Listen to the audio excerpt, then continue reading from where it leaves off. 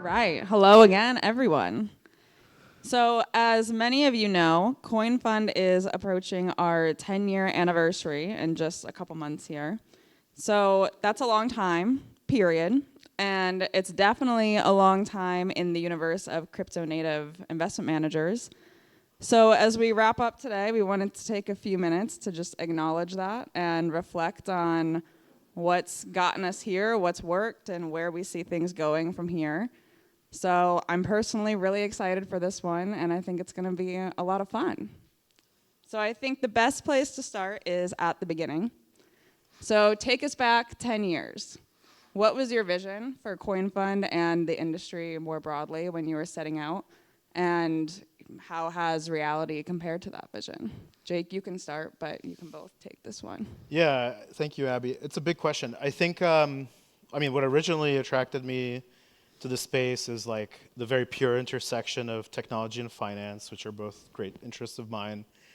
The vision for the firm, when I was looking at it in the beginning, I was kind of saying, well, I'm a tech guy, so I should probably start a, crypto startup and try that path. And what quickly became apparent was that that wasn't that might not be as like interesting or productive. Like I had just seen a whole crop of like 2012, 2013 era Bitcoin companies, start to like go out of business because Bitcoin wasn't really a great currency or payment method. And what I realized was that there's going to be this huge like innovation curve. And so I've always been interested in investing, and I thought like I could be next to not just one company, but like hundreds of companies, hundreds of CEOs, helping them build, this infrastructure. There's a lot of work to do. So I feel like over 10 years, CoinFund has helped a lot of companies get on the right track, build the stuff they want to build, and actually sort of move toward real mainstream adoption. I took a very similar path, which was, blending finance and technology. I felt a bit duped starting off in finance and going right into the credit crisis. Wasn't what I wanted to do.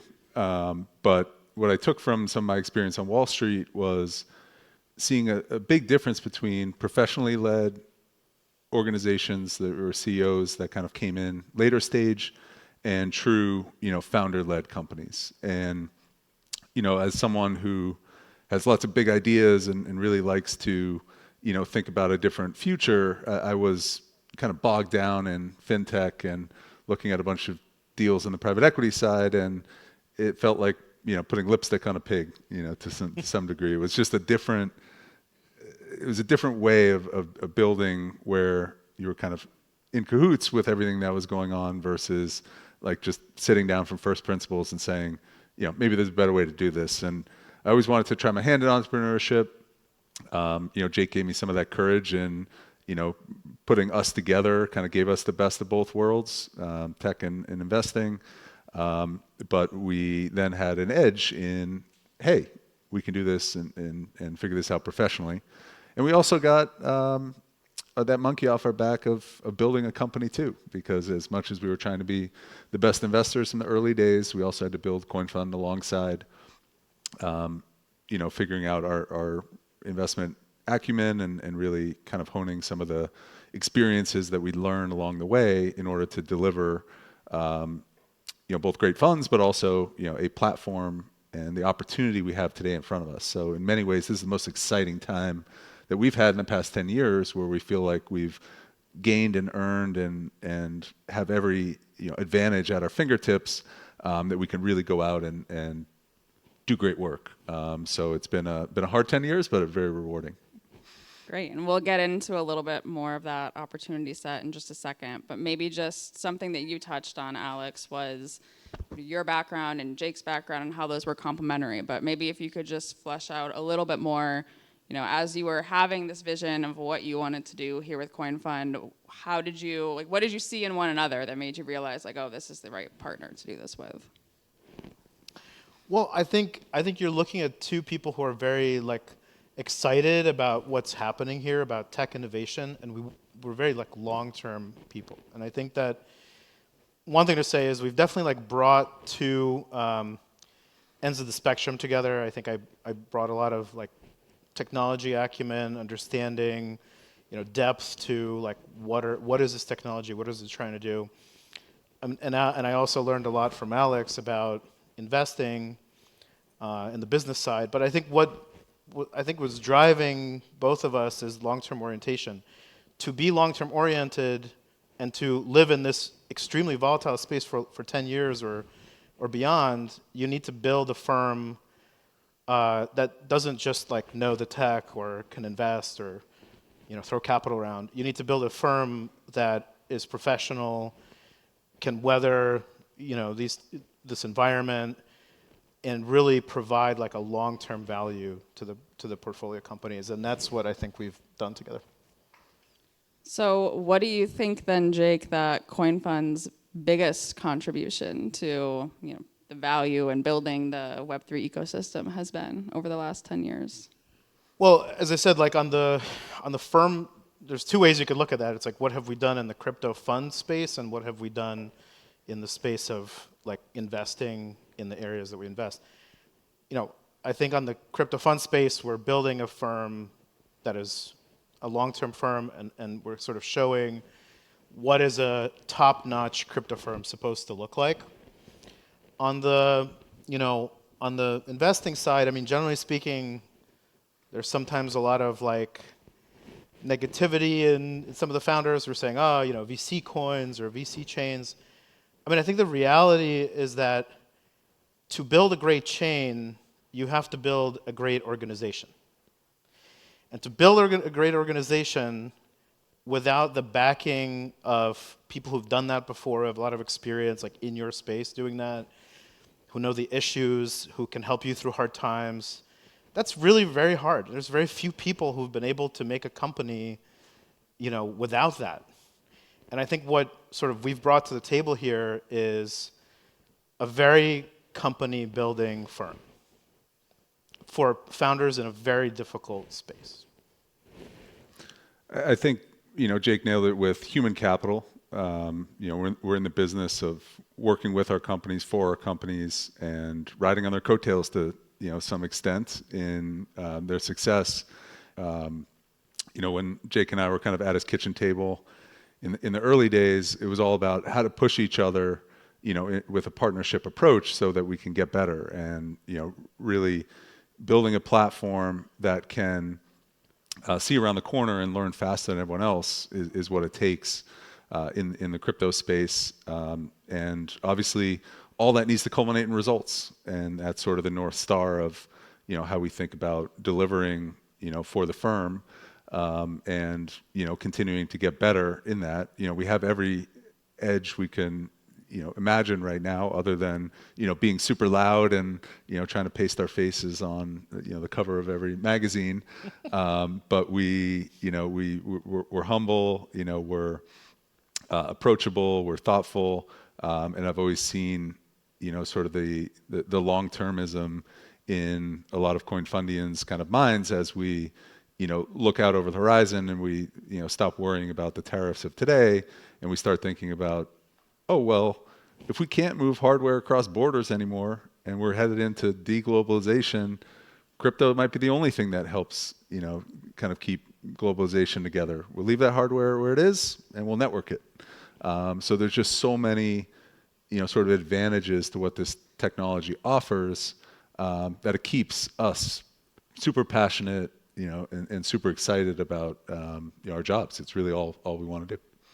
So you were just talking a little bit about our edge, Alex. Can you just characterize it a little more specifically in terms of what do you think our edge has been over the last 10 years, and how do you see that evolving, and think about maintaining it as the space continues to evolve? Yeah, and we'll keep it short because we did cover a little bit in some of our commentary. But first and foremost, we want to win the best deals and back the best entrepreneurs. So having a track record and a legacy and really the insight that we can bring to them of the issues and the challenges of the past 10 years is exceptionally important. We have a lot of the deep tech entrepreneurs that look to Jake and recognize him as one of the only GPs and CEOs of a major crypto fund that is a technologist, mathematician, and computer scientist. So they gravitate towards, well, I want to talk to Jake about this. Like I'm trying to solve this really hard problem that's very technical, and who can I go to, to chat about, and who's going to understand that product the best on the backside. We have, other CEOs that have said, I don't want to do education in the boardroom. We have built the muscle to really be side by side with entrepreneurs, to make challenging decisions with them, and to understand the subject matter of crypto and the Web3 industry. Our sourcing funnel is amazing. We owe a lot to our team, who has kind of come in, and we've had just great training to bring them up to speed on sort of what we look for, how to be exceptionally data driven and truth seeking. We have a big differentiator in our LP base now. So delivering for you all will continue to propel that edge as it relates to how hard the venture capital game is, and how a lot of people learn the hard way, and we've been through a lot of the challenging moments, and we can reflect on those, and we can continue to get better. So I hope that our edge kind of leads us to become that next Sequoia in 10 years, when everyone who missed out on this value creation opportunity is no longer seen as cutting edge. Let's do one last question similar to how we opened. Vision looking forward, sitting here today. Not lightning round, because that's what we'll do next, but talk a little bit about your vision, Jake, for CoinFund in the industry for the next 5-10 years. I mean, I think we have a great opportunity here to be, an even bigger, multi-generational firm even at some point. I think, look, when I think about investing, I don't think about it like, oh, I'm betting on things and I'm like passively hoping those things will work out. I think about more like expressing with capital the world that I want to see, right? So there's this meme, or there was this meme 2 years ago, right? Like pivoting out of crypto into AI, which is reflective of people betting. They're like, oh, okay, well, everything's centralizing, OpenAI, let's go bet on that. But what I want to bet is on the world that I want to see, and that is a world where AI models, for example, are produced in a decentralized way. They're open public goods.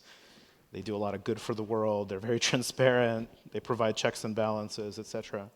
And so as an investor, like, I want to invest in those things.